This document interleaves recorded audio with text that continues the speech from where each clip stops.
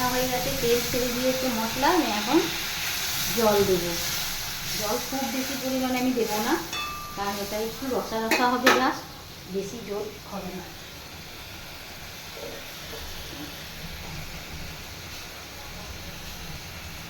ঝোল হবে না। এখন একটু ফুটে উঠলেই আমি কোপ্তাগুলো ঝোলের মধ্যে দিয়ে দেবো।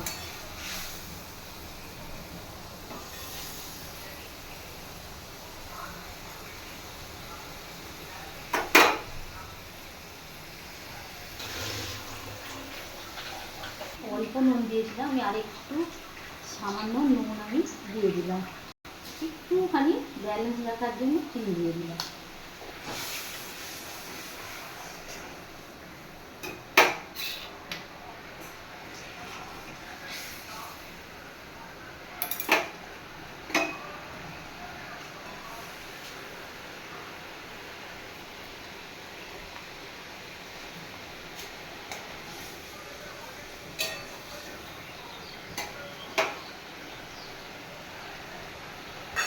ঝোল আমার ফুটে গেছে, আর ঝোলটা ফোটাবো না। এখন আমি কোপ্তাগুলো একে একে সব দিয়ে দিলাম।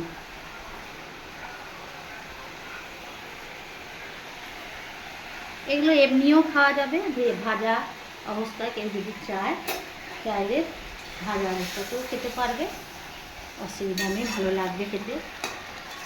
চায়ের সঙ্গে স্ন্যাক্স মতো করেও খাওয়া যাবে। হয়ে গেল আমার কোপ্তা কারি। এখন আমি ঘি আর গরম মশলা একটু দিয়ে দিলেই কোপ্তা কারি রেডি।